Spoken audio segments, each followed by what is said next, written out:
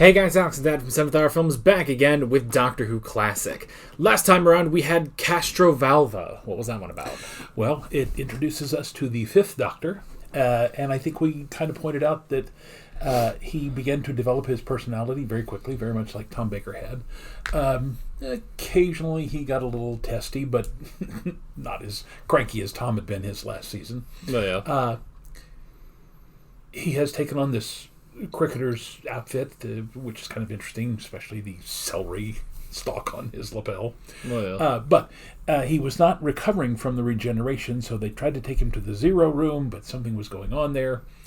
And then they landed on this place called Castrovalva, which supposedly also had this kind of zero influence to help him regenerate.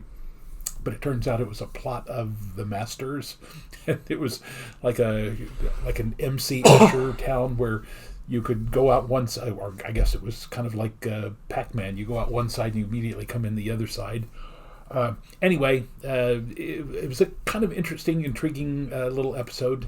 But, of course, the Master's plans, as always, were thwarted. And the Doctor is seemingly on his way to getting completely well from his regeneration.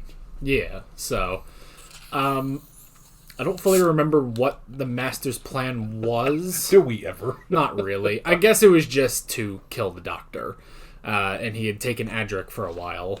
And they got Adric back. They defeated the Master somehow. And then they left. So, honestly, it was more of an episode about Tegan and Nyssa. Because they were the main driving force, aside from mainly just because the Doctor was regenerating. So, and Adric was actually being utilized. He wasn't just kidnapped, but being utilized by the Master, his computational skills or whatever, to try to trap the Doctor. Yeah, it was something else with the block transfer computations that were in Logopolis or something like that.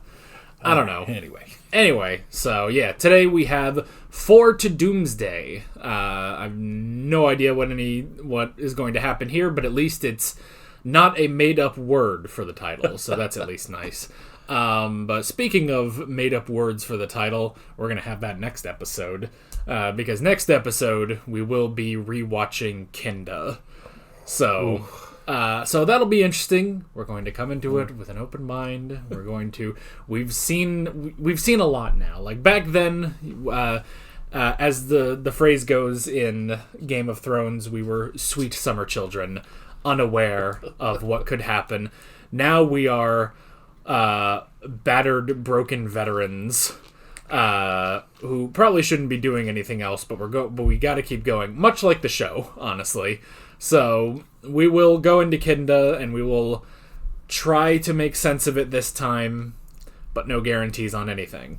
I also did remember that we normally do like a Q&A the first time we do a rewatch. I think I'm going to save that for the end of the season because that'll just make more sense. Because at the end of the season we'll be rewatching Earthshock. Oh. So I think I'll just save it for there so that we'll have a season under our belt of the Fifth Doctor. So, but that's all in the future.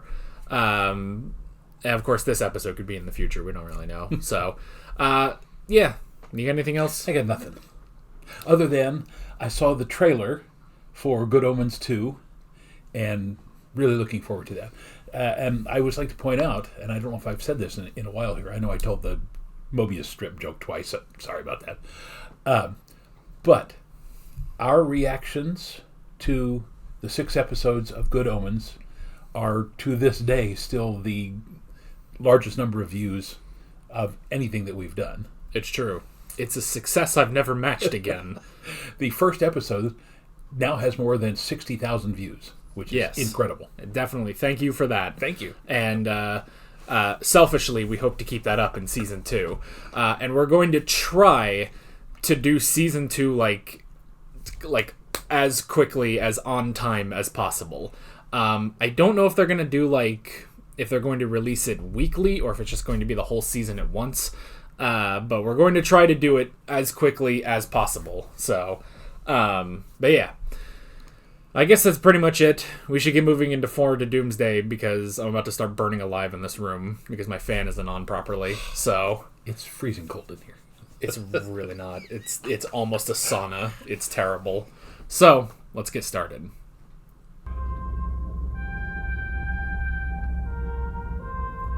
Although I was going to do the 2001 music for a second. Giant space freighter, it looks like.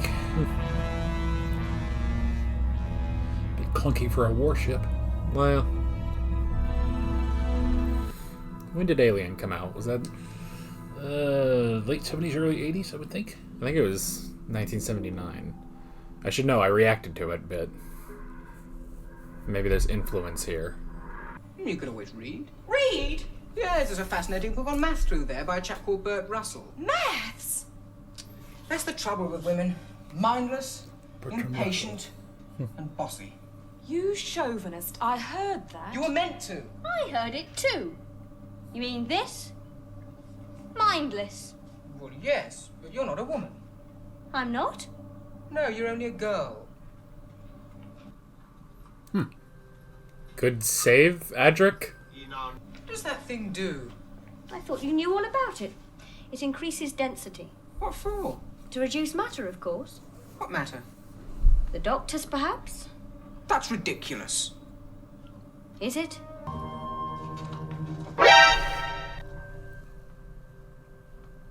Control. Oh, goodness. Report on the molecular structure of that artifact. Everything's fine. Everything's fine. So much Aha. promises. You've lost me my job. What a save. The internet disconnected for a sec. Continue. Space packs.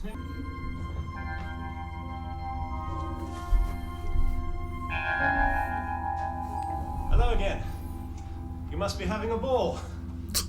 Ugh. Perhaps one of us should stay with Nissa, Adric. No.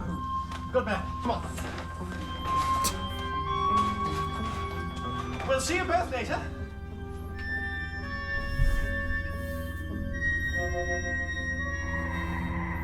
Oh, poor Adric. He's got to stay with the person who's genuinely a lot smarter than him. Close the door, Adric. Oh, he heard. That's 1 point for Adric in this episode. Is this one of your dropping times, Doctor? Dropping times? Your visits to planet Earth? Yes, I promised to put Tegan on her plane. Her astral plane? Yes, in a sense. They go from Heathrow Airport. This is not Heathrow Airport. No, not even the quarantine area. And under the makeup, that guy's voice sounds very familiar. Well, You will be escorted to your refreshment. She's very good. wow. Well done, Enlightenment. My name is Bygone. Hello. I'm Well, the we'll let you doctor. be. This is Tegan, Adric, and Nissa. We've met. Are you an Earth? You mean let bygones be bygones? Athenian. What you doing here? Would it please you to eat and drink? A simple meal. Athenian? Vegetarian. Huh. Could anyone pass the sodium chloride, please? Sodium chloride? Salt. If you're an Earthling, how do you come to be on this ship? Alright, calling it sodium chloride. Point gone for Adric. Jinta Ungana Intanda. Angelawa Yintanga Tegan. Tigan. No, Ango Unkupong. Kupong. Markanem Peter. You speak the dialect? Well, he's an Australian Aborigine. Well, I know that. What's he saying? Well, he's welcoming us in the name of peace. What's he doing here? I was asking. Sorry to interrupt. Alright, Tegan, that's a point for you. Markanem Peter Cuckoo. Well, that's very civil of His Majesty. Who are you? We've already met. This is enlightenment, and I am persuasion. Good, they don't have to wear the makeup all the time. Alright, hang on.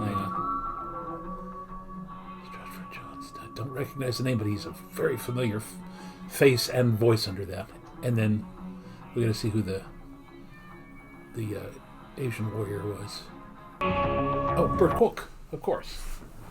I mean, talk about character act. Probably done at least 50, 60 films.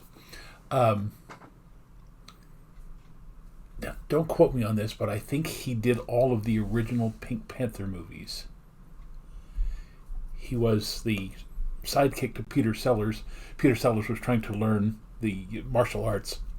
And if I recall correctly, Burt Cook would always jump out and try to surprise him, and literally just mayhem would ensue between the two of them. But yes, he's a very famous after this.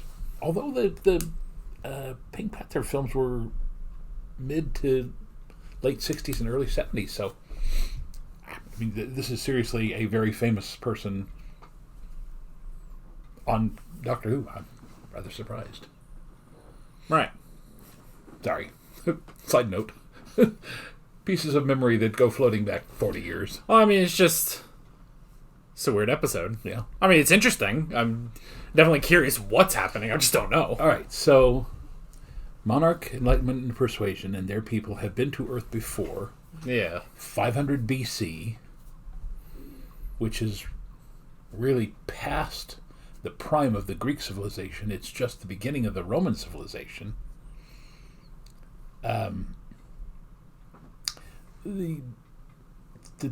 Was the woman from the Mayans? Yes. Okay.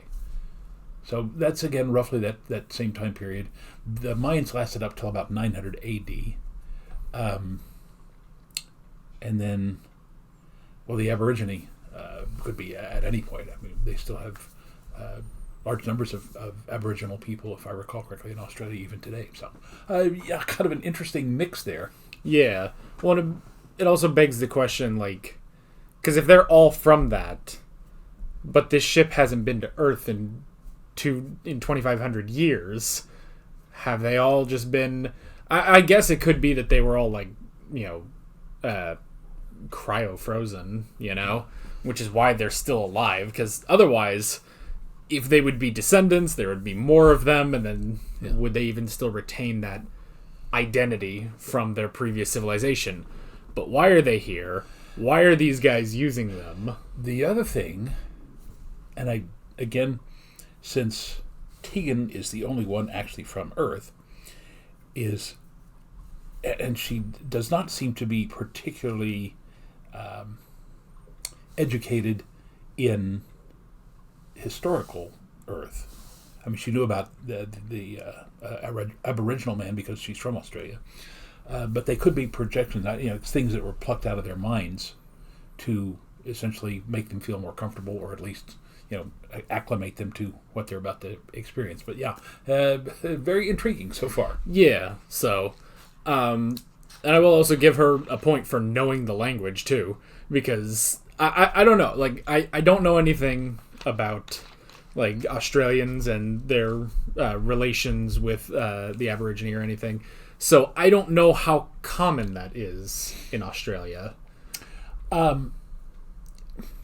that's a sad part of American education, because, for example, Canada is bilingual, and I would be willing to bet more English-speaking Canadians know how to speak French, and the French know how to speak English, because that's their two languages, than Americans who have learned a second language, and particularly Spanish, because Spanish is literally the second language of the United States at this point. Yeah.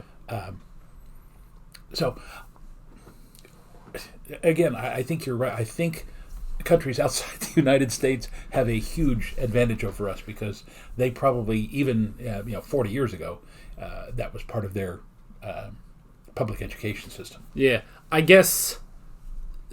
Shocking news, the American educational system is not that good. So, yeah, you're probably right about that, because I thought about that. I was like, okay, if we take this in terms of, like, America, like, if an American knew, like, a Native American language, that's very rare, because you would have to, like, go out of your way to study that. And probably you're right that maybe a closer comparison would be to Spanish, because that's so much more prevalent in the United States. So yeah, I mean, I took 2 years of Spanish in high school. I cannot tell you a thing except the fact that I hated those classes, not because of the language or anything, just because they were terrible classes. Yeah.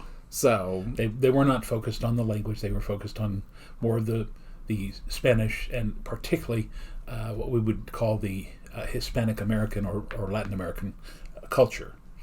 And yes, that's really sad. I took 4 years of Spanish in high school and 1 year of Spanish in college. Lived in Tucson, Arizona for 6.5 years. I have I don't even want to say a conversational knowledge of Spanish, but if a Spanish-speaking person were to speak to me, the first thing I would say is "más despacio, por favor." You got to speak much slower, because I can catch 2 out of 5 words, and I can probably vaguely put together what they're trying to ask me. Yeah. But yeah, that's a sad commentary on American education. Even though I was involved as a teacher, and I was doing my best to get kids at least slightly oriented to world history, and then later to Oklahoma history, and it's appalling how the United States of America doesn't teach our students about other cultures. Yeah. And then in college, I took a year of French. I can't speak it. Now, if you gave me, if you put, a paragraph of French in front of me and gave me, half an hour, maybe I could figure out what it says, because, I'll remember just enough, but conversationally, absolutely not. The only other thing I took was I took a semester of Latin, which, I mean, there's already an inherent problem with taking any bit of Latin, but again, I probably don't remember too much of it, but that one was also more focused on culture in Rome and everything, but that makes more sense because you're not often going to go up to a person and have a conversation in Latin unless you're a Catholic. That's true. Now, I will say, one of the reasons I took Spanish is because, again, I had lived in Texas for a while. My parents were from Texas, and I kind of figured that Spanish would be the best language for me to learn. I was intrigued by Latin, but back in the 60s, there was a saying, and when I heard that, I realized that's why I'm not going to end up taking Latin. But it was, this is what they used to scare people off with. Latin is a dead language. It's plain enough to see. It killed off all the Romans, and now it's killing me. So. Yeah. So, and yeah, Spanish probably makes the most sense. I took French on the basis of one day I would like to go to France. So, and we'll get back to the show in a second. But honestly, I'm just kind of interested in talking about this for another minute. But, and you can sound off in the comments what languages, if you know another language, what is it? So not Klingon. Yeah. I don't know how much that counts, but an interesting question is, if you could, if you could sit down and study another language now, what do you think it would be? I would probably still study Spanish. Because having studied it when I was younger, it would be somewhat easier for me to reconnect with that. Now, again, I don't know if I've ever mentioned this before. In addition to having lived in England for 3 years, I lived in France for 3 years. I was in kindergarten, first and second grade. Now, I was 5, 6, 7 years old during that time period.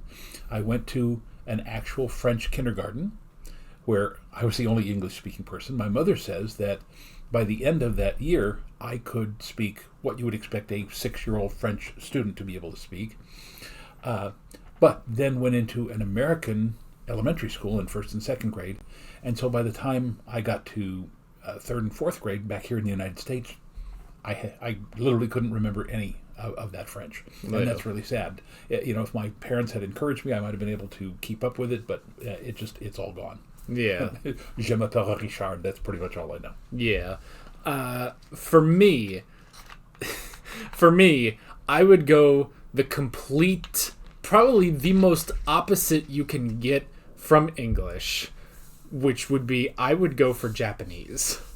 And I say that as the anime nerd that I know I am, but I would go with Japanese. But it's an incredibly intimidating thing. Yes. Because there was actually there was a series by James May who was on Top Gear and stuff like that, and he did a whole series going through Japan. And one of the things he said is, you know, when he goes to France or Germany or one of those other places, it's like, well, he doesn't really speak the language, but he can look at like a sign, and he can look at it and it makes a sound in his head, and he can kind of piece together what that thing is, and it's like, oh, okay, so that's, you know, the bar basically, and he can go in and get a drink.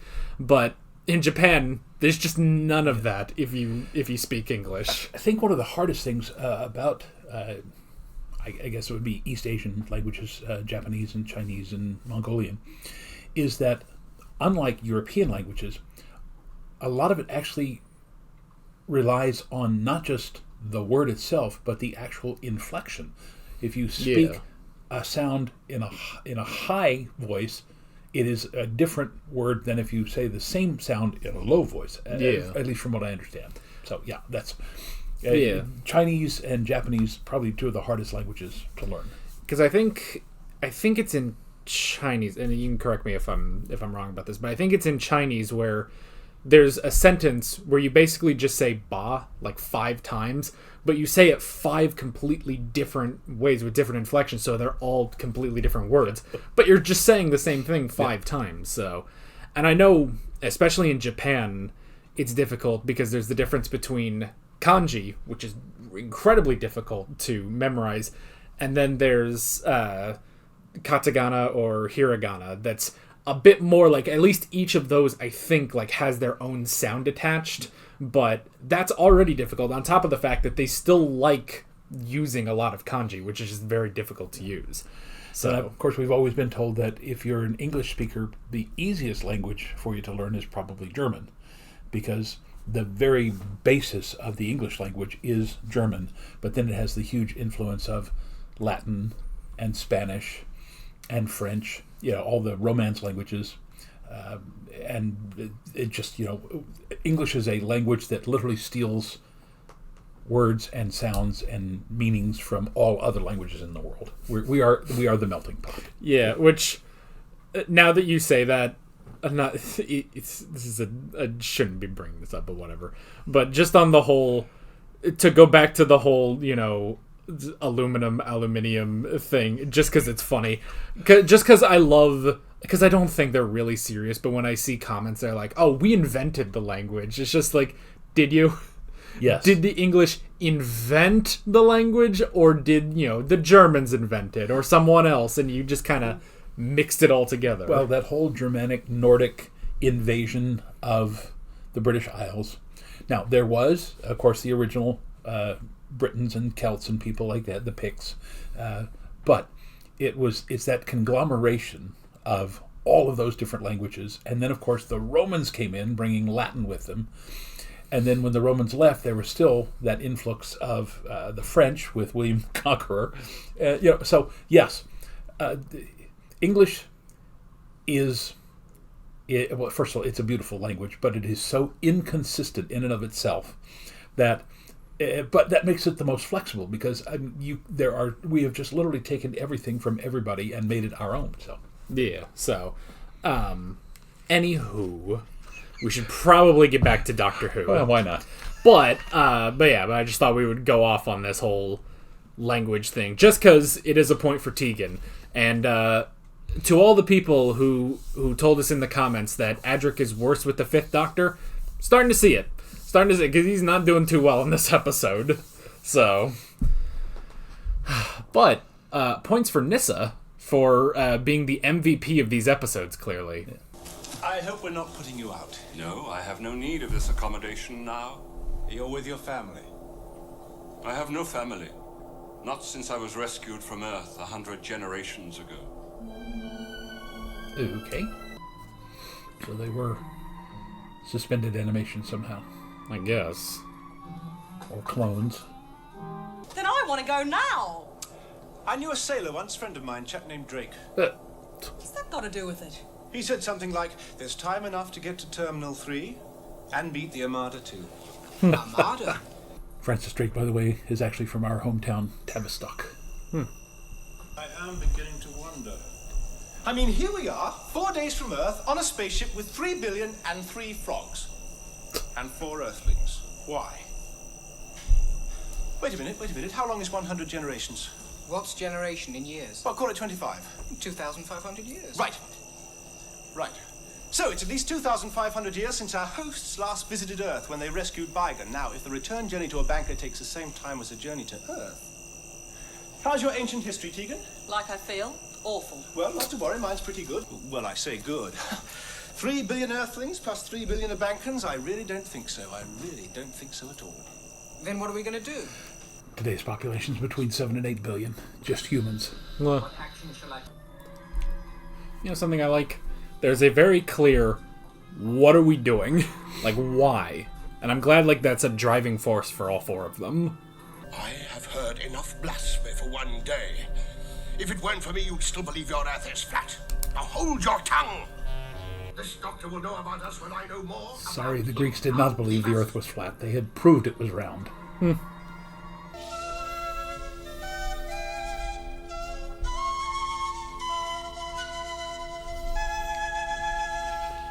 I know this is going to sound odd. That music sounds more Peruvian than Central American.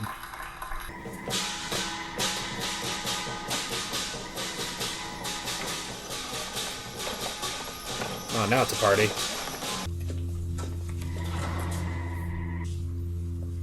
Well, it kind of sucks they have to lug around these helmets all episode. Story. Oh no, just when I said that, they are of use. Excuse me? Excuse me? He's ice cold.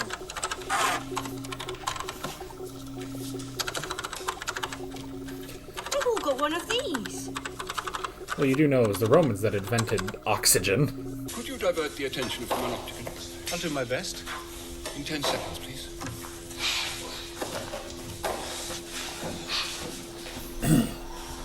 These are supposed to be Spartans.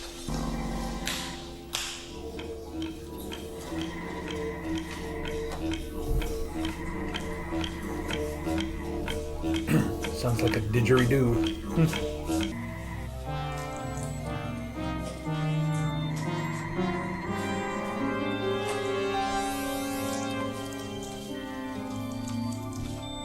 It was only a scratch. It's only a flesh wound. I've cut your heart out. No, you won't. He regenerated. Now you just need a safety pin for the shirt.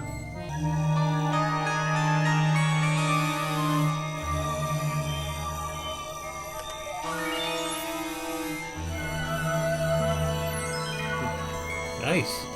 It's a crazy effect they did there. This is me.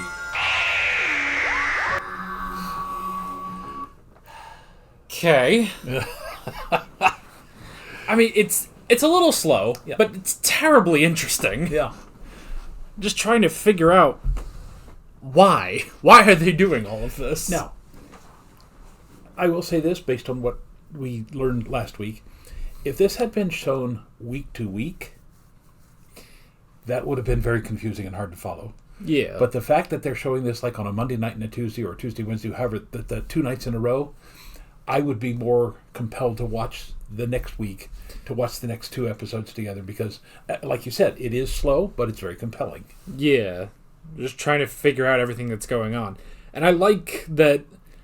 Yeah, I feel like the 5th Doctor is more willing to keep everybody in the loop on things, whereas the 4th Doctor, he would just go off and you gotta keep up with him, you know? Yeah. But with the 5th Doctor, he is like... I like that moment where they all just kind of sat down. They're just sort of hashing things out. Like, what could this be? So they've been here every 2,500 years or so, and they're trying to figure all this out. Why are they doing this? So that is really interesting. And then, yeah, why are the Urbankans doing this? Is the big question. So I don't know, but it's just a terribly interesting one. So also, I feel like now after this episode, I think I've realized that it's like, oh, why do I like Nyssa in this one? It's like, oh, it's because they just reused all of her characterization, because she's just Romana again. Like, that's really it. It's like she's incredibly smart and knows all these different things and can show up Adric left and right. It's like, oh, I get it. She's just Romana again.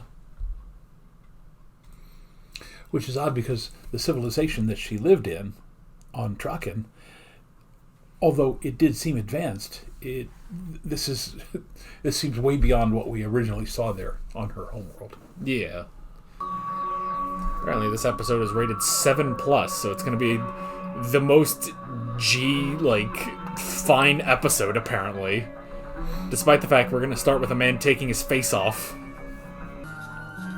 You know, Monarch, it kind of reminds me of the Collector or something in the Sunmakers. I mean you no harm. You're androids. Oh, no, girl, don't irritate me, and above all, don't disappoint me. I hold you to be intelligent.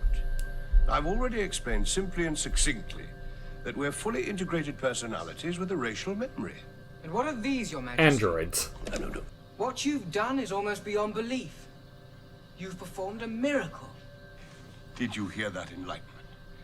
We have been receiving messages from Earth for 50 years. Have you ever heard a more intelligent statement? Release them! Release them at once!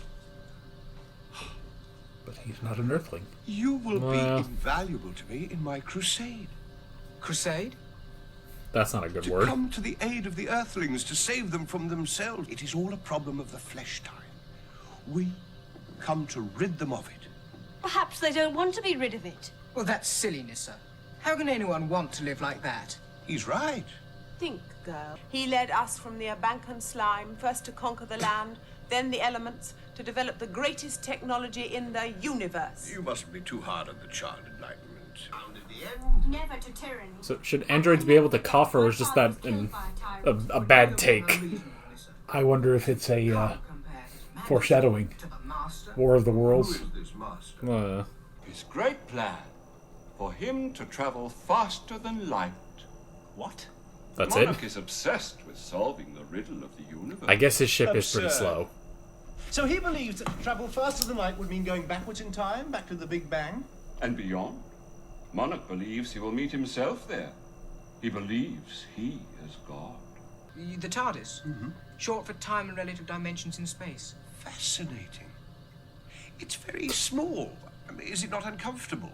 No, the interior's in a different dimension. Really? Yes, it's quite large. Why don't you shut up? Oh, mind your manners, my dear. All that inside this TARDIS? Yes, Your Majesty. Fascinating. Adric, take a hint. To see all this. Unless he's leading him on. We'll be only too pleased to show you around. I'm gonna hope so. Perhaps 1,000 years hence, Monarch will indeed be going backward in time to a rendezvous with himself, the Creator. What does God need with a spaceship? Look.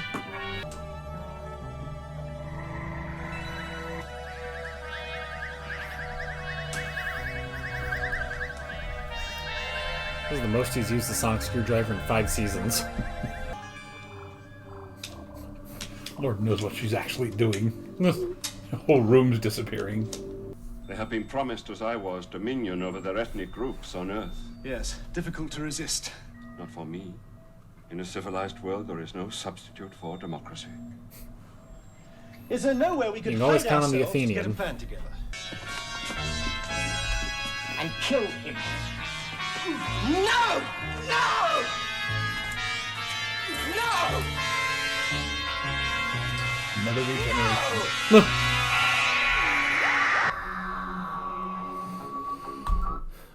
Maybe he regenerated with a really thick neck. All right. So it's exactly the same as the vampire episode of like, oh, Adric was playing them, but he's really convincing at being an annoying turncoat. So it's a little hard to tell sometimes, but okay. So now we know the plan is that he's going to. Why is it always gonna have to be Earth? Like, why can't? If you have all, like, okay, he needs slaves so that he can actually rebuild and give all of his people their new bodies, but why Earth? There's so many planets. Mars is right there. You could probably clean up Venus. You don't need the atmosphere anyway. Like, there's so many different planets. Why do you have to use Earth?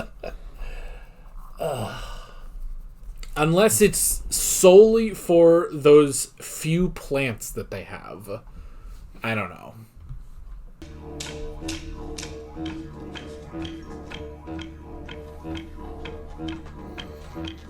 Makes you wonder if they actually hired Aboriginal men from Australia.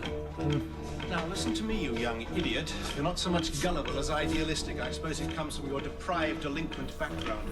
Monarch is the greatest being in the known universe for evil. He will destroy Earth and much more if he's not stopped. Back there, you Yes, back there he could hear us. Here he can't. I'm playing for time. But you're wrong, Doctor. He's civilized. Do you want to save Nissa? Of course I do. Then shut up and listen.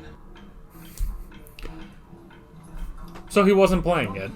He's just stupid. Do you think that for one moment Monarch will honor that? The Chinese are the most populous and powerful race on Earth.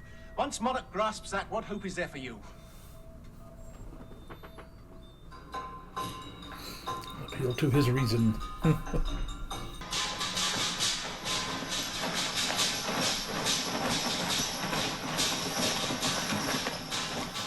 Now the question is, do you think they actually got people who know what they're doing with the Dragon Dance?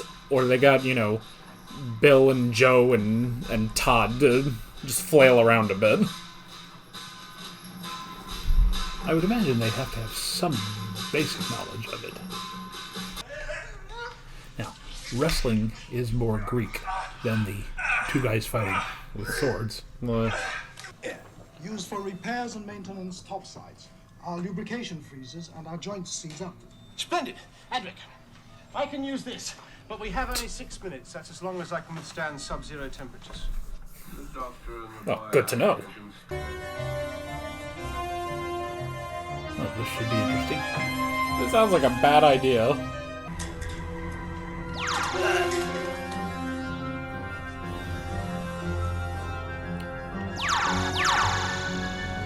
Throw him into space.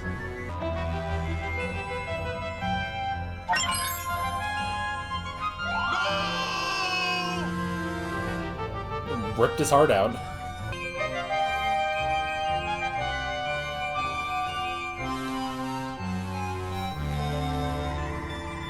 I'm not entirely sure what's stopping him from still going. Oh, the rope's too short. I guess. Do a quick tug, you'll get back over there.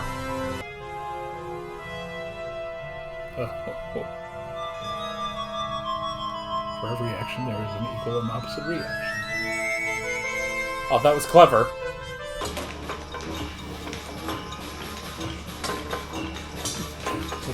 Charlie Brown Christmas. Huh.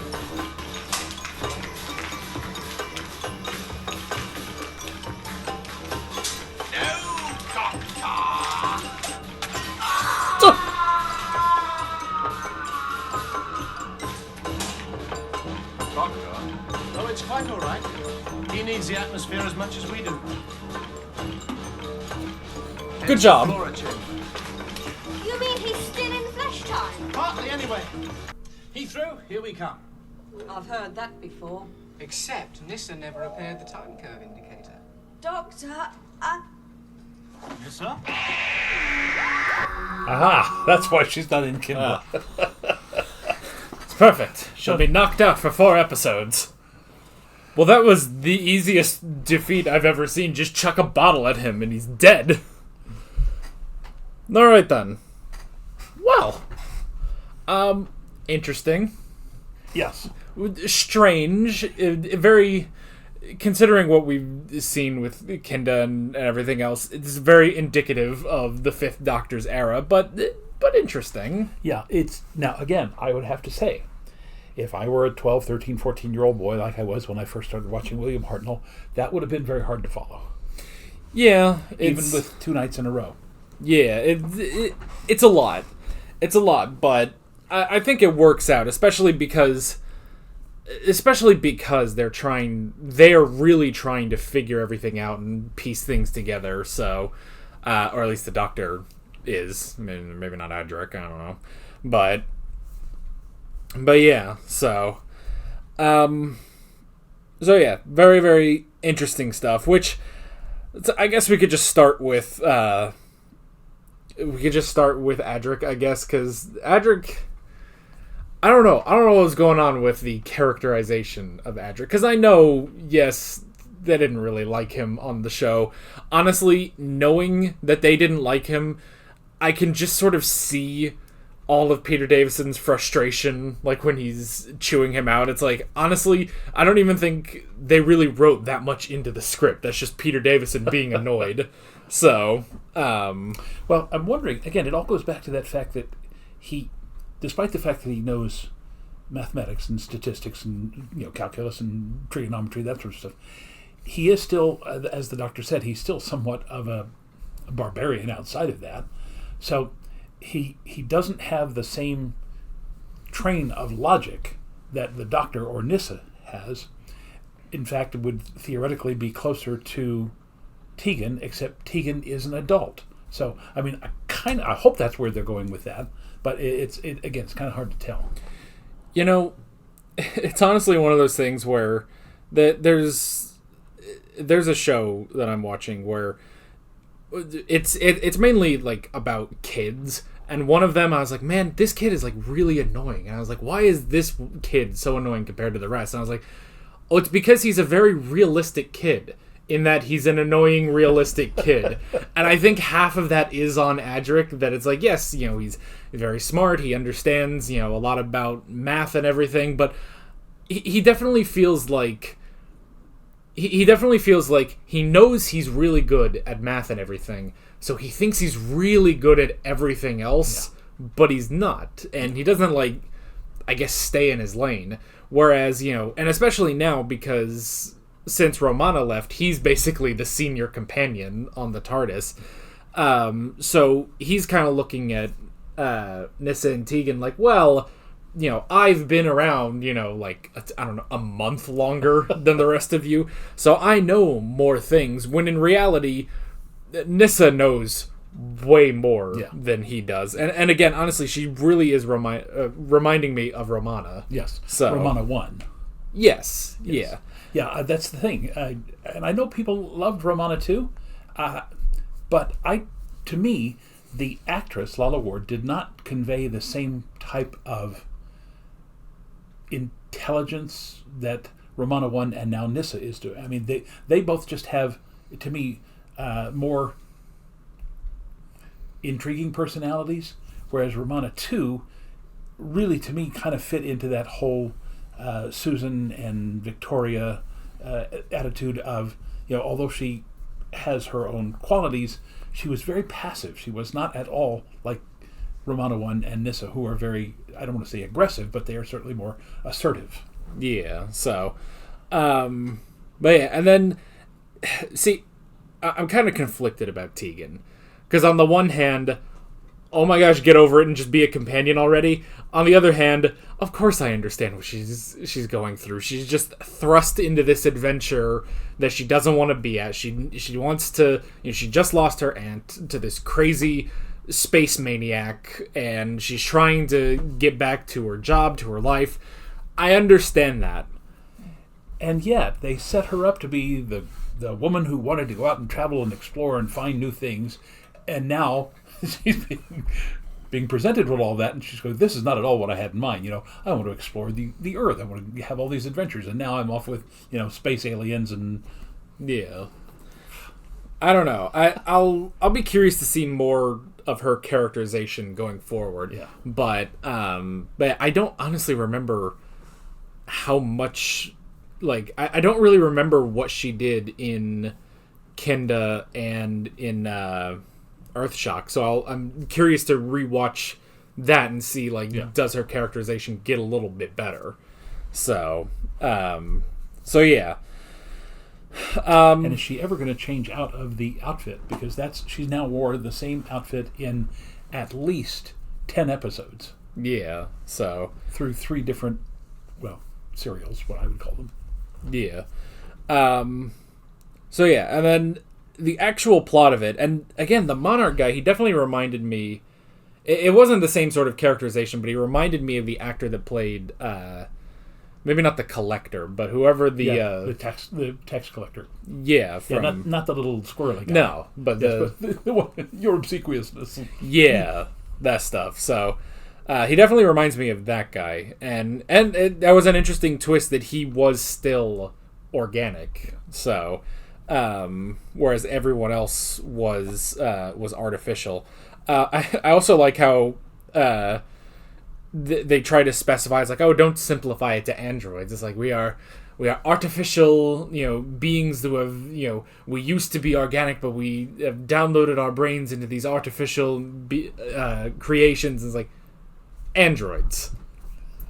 Just call it an android, Honestly, it half reminded me of the Cybermen, honestly. Yeah, when he first revealed himself that way, I thought this seems to be the origin of the Cybermen at some point. Yeah, so...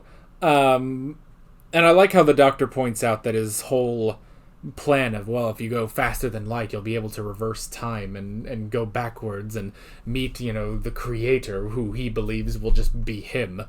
And it's like, yeah, that's not... No android would ever think of that. So he must still be organic. So, but that was interesting. And then all the different cultures that we saw. We had Bygone the Athenian. We had the Chinese, the Mayans, the Aborigine. Like all of that was really, really interesting. Yeah. And not to put too fine a point on it, but it was nice to see actual actors who represent those cultures as well. I mean, I don't know. I'm sure, they might not have gotten an actual Athenian, but still, like that was nice to see. Yeah. So, but yeah, and I guess everything else.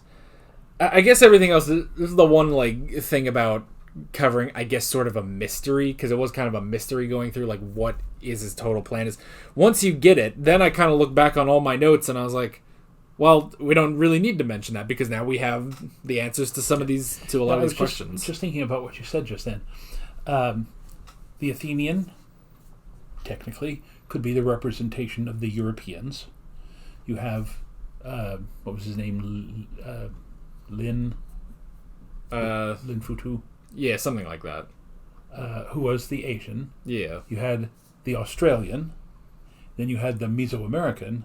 The only one you really didn't have, it just now struck out to me, they don't have an African. They should have had an African in there as well. That's true. So, yeah, if you go with just, all of the American continent, north and south, but yeah, there was nobody from Africa specifically. So, just have someone from the, and not Egypt, because again, Egypt, although Egypt is African, I'm not denying that. The Egyptians were very different from the people of Great Zimbabwe or Mali, or Timbuktu, places like that. So that would have been interesting to have one of those civilizations represented. Yeah, Egypt is more Mediterranean than it is specifically African. Yeah. So yeah, that would have been interesting. And then just the idea. Now I guess this does bring up, what did he specifically need them for? Unless it was just that he had all these people from all these different cultures just as slaves trying to work out the way of going faster than the speed of light. So I guess that's basically it, because otherwise, he was just going to kill off all the people on Earth anyway, and then rebuild. I think the idea of having the Doctor and his companions was, I think he mentioned, you being humanoid would be able to help convince people that the what's he called, monarch was a benevolent person who was there to help them, and with their resistance down, then it would be easier to take them over. I think that was the basic plan. Yeah, and I guess honestly, that really was it. That the reason he had so many different people is just he always picked people up every time he went back, and he just put them to work for 35,000 years. So, I feel like I've been working for 35,000 years. Well, yeah. So that was interesting. Again, it does bring up, like, I understand, because it's a science fiction show, why does he have to rebuild on Earth? There's no point to that. Like, if it's also the fact that if this guy is so smart that he's going to crack the speed of light and be able to reverse time further back than the Big Bang, what he's saying, he can't fix his own planet, which, has been ravaged by, wars and diseases and all this stuff from... But then he also said, Bygone said, he did something where the technology ripped a hole in the ozone, which of course was happening back in the late 70s and early 80s.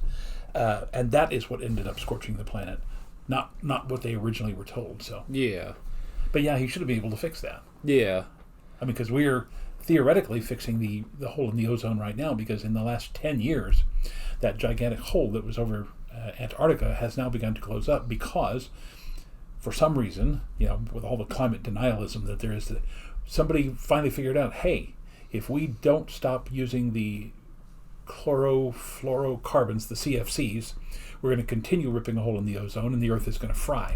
Now, we're still doing damage because of greenhouse gases, but by eliminating that single or that group of contaminants, we have begun to help the ozone layer repair itself somewhat.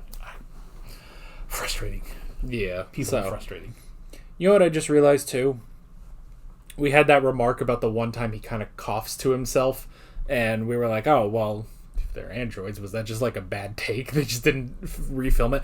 I guess that is the indicator that he is still organic. Yeah. That he it's just for a brief moment, you could miss it so easily, but he just has that little cough because he is still organic. So now, was the doctor there when he did that? I don't remember. I think he was. I think it was the doctor and Adric there.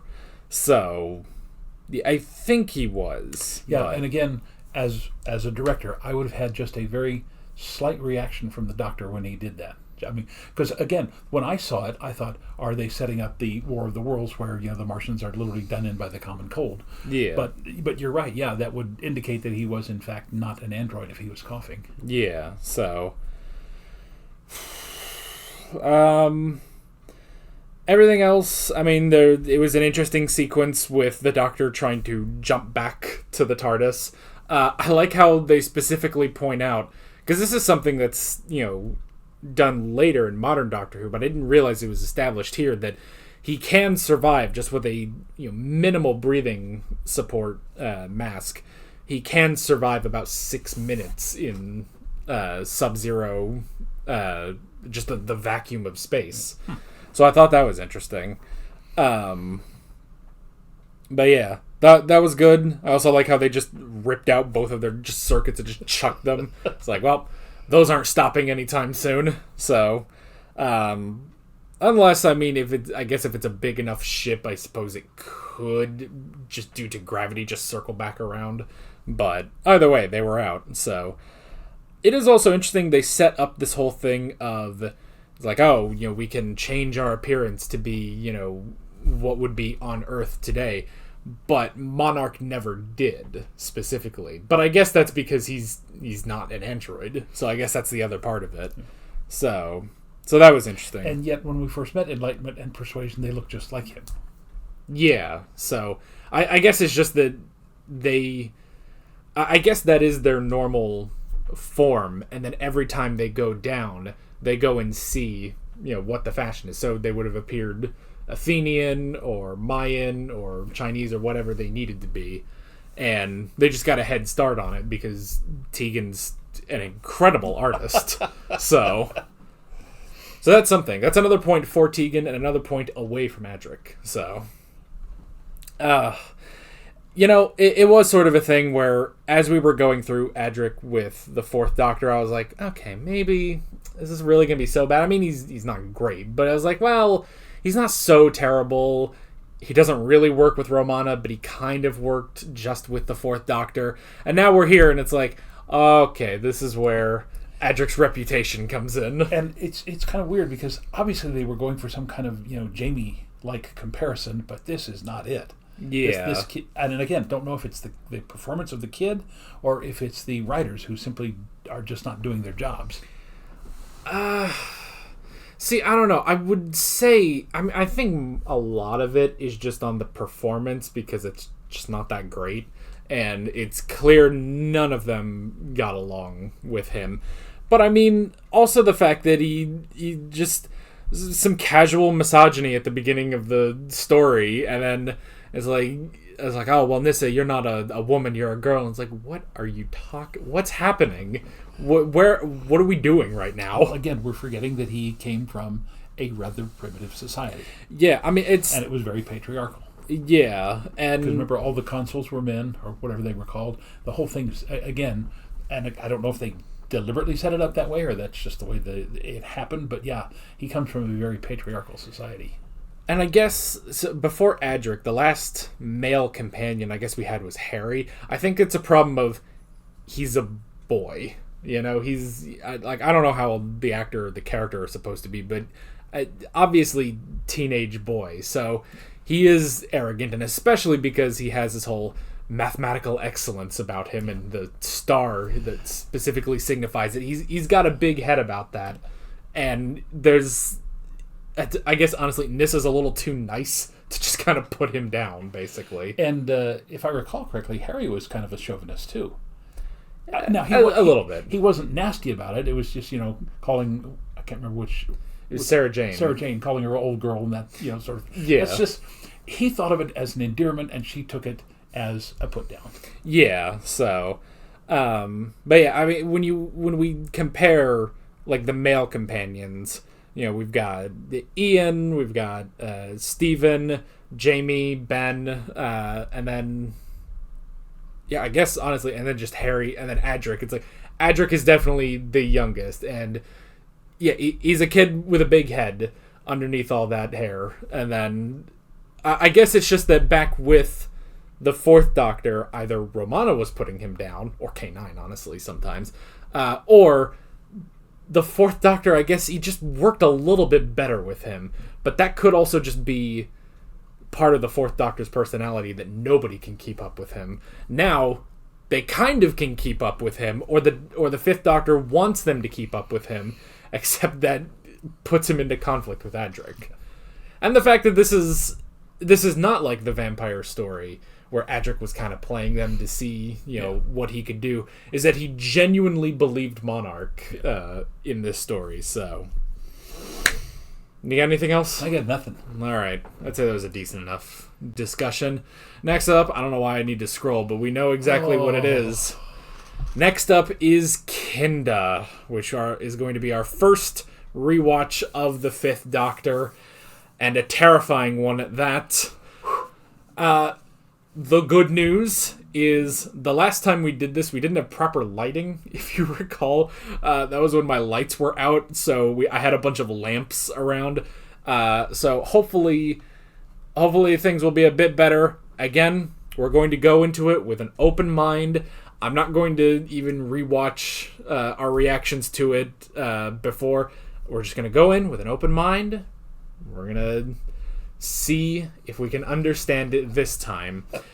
One thing I am curious about is I'm curious which version of Part 4 we're going to get, because the one that we watched originally had the big goofy snake puppet, and apparently they did do an update later with CG, so I'm curious which one BritBox has. But we will find out next time as we suffer or not. We'll have to see. But that is basically it. With all that being said, we're Alex and Dad from 7th Hour Films, and we will see you guys next time. Take care. Alright guys, thanks for watching this video. There's a bunch of links on screen if you want to go click around any of those. There's a playlist with all of our Doctor Who classic reactions, as well as another playlist with all of my modern Doctor Who reactions if you want to go check those out. There's also a subscribe button and a Patreon button on screen, as well as other links in the description if you want to go check out any of those. See you guys later.